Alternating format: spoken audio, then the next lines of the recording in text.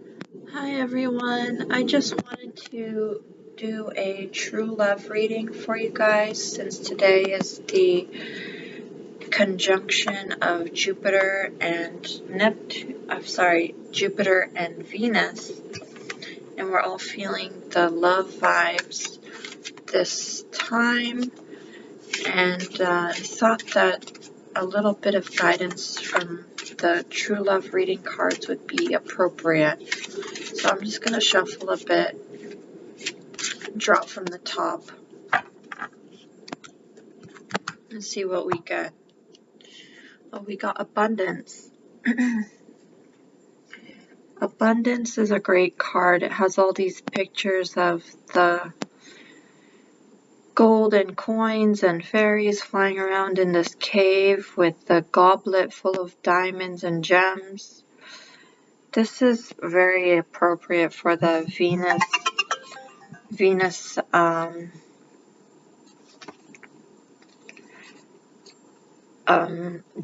Jupiter conjunction, because they are ruling money and pleasures. And yeah, this is very much the sign that we want to see on this day. Abundance doesn't have to be monetary. It can be an abundance of love in your life. It can be an abundance of faith, is what I'm hearing. People with faith can feel very rich at this time. Jupiter rules faith and optimism, so combined with Venus, the lower benefic, it can bring you a lot of joy at this time to be a person of faith, and putting your optimism into your projects is going to lead to more abundance for you, is what I'm hearing. The next card we have is the Gardener. So the Gardener is very interesting. It's unique to this deck, I think. It represents a person, a masculine, it could be a female, but someone who is attracted to the garden and comes to tend the garden. So this is an energy of caring, careful planning, and, husbandry. It's plant husbandry, but it doesn't have to be a literal garden. It can be the garden of your life. I want to read from the book for what it says for the garden. The Gardener.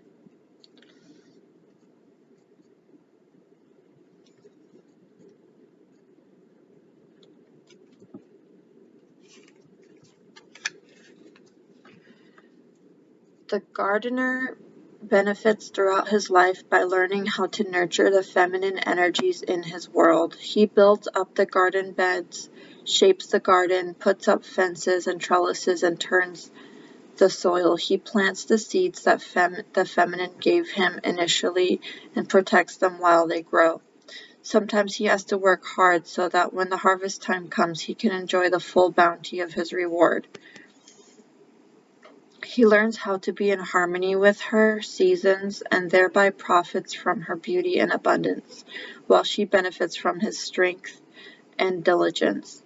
The gardener finds a kind of inner peace with all aspects of his garden because it keeps him connected to the great feminine cycles of nature and Mother Earth. In nature, you cannot rush or force things. You cannot have fruit from your tree without planting the seed first and tending it patiently. You have drawn this card today so that you may bring your attention to the work of your inner and outer gardener. It's time to consider what areas of your life need some weeding, planting, fertilizing, and other forms of constructive attention. It means that planning is required, followed by action, taken with a willingness to work toward your goals realistically. Gold is what I said. So that you may achieve them. Call on your inner gardener to help you nurture and cultivate the seeds that are ready to take root and sprout in your life. So I'm hearing that this gardener represents cleaning house, taking care of nurturing the life that you have, and making sure that there aren't any parasites, pests in your garden. Could be someone, something that's going on in your life that you need to cut out. And we got the Sacred Woman. So this is a beautiful card that I've drawn in previous readings. And the Sacred Woman is a very elevated spiritual healer. She is mature, she has maturity, and she has inner peace. And her purpose is to heal others through spirituality. Let's see what it says about the Sacred Woman, number 27.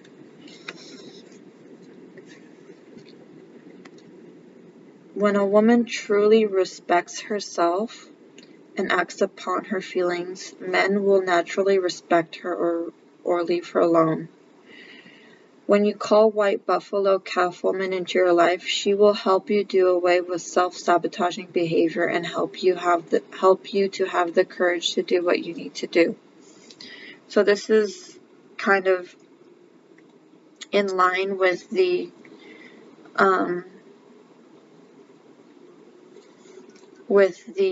gardener. She basically is a wild power and divine power that destroys like distorted masculines who try to control women. She basically represents the divine feminine in real life, and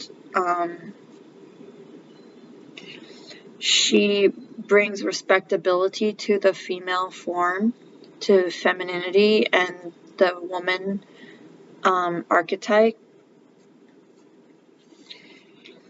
She does not compromise herself or integrity for mere physical security or a life that's less than fulfilling.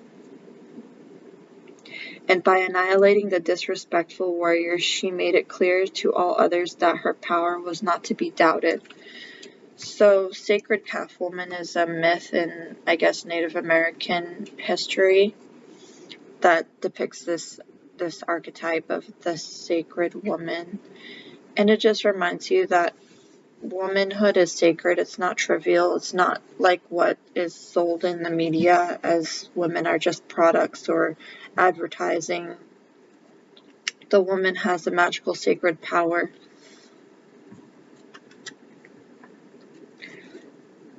And the last card we're going to do is reparenting yourself. So I've been interested in healing, and I always think about like what my parents used to do to take care of me when I was a kid, and I realized that my parents did a lot for me, and just thinking about day in and day out what they had to do to make sure that I grew up and I was safe and protected and well fed and clothed and getting my sleep. And while I miss, having my parents around and having them take care of me, I also take joy in like taking on that role myself and being responsible and doing the things that my parents did for me, for myself. So this card is speaking about doing all the things that you need to do to feel protected, and it says freeing yourself from the past so you're more able to give and receive love in the present. So it's kind of useless to reminisce about like your parents and how they used to take care of you. It's better to just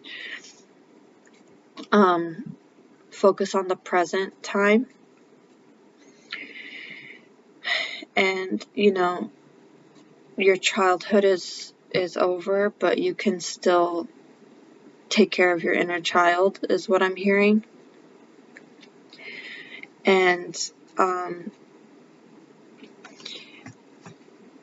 I see that I'm able to do the things that my mother did for myself, and that really makes me feel like responsible, and it's healing, because if I miss my mother or something, I always just tell myself, well, I'm still able to take care of myself, and and that's like her energy has never left me, because it's that nurturing energy that is available at any time. So you guys, that's all I have to say for the Venus-Jupiter conjunction. I hope that you guys are taking care of yourself, and with the gardener energy, tending to your life, making sure that you stay in your power with the sacred woman, and hopefully seeing the abundance of this conjunction coming up for you. And I hope you have a good one, you guys. I'll see you in the next video. If you haven't subscribed yet, please subscribe, and I will see you later.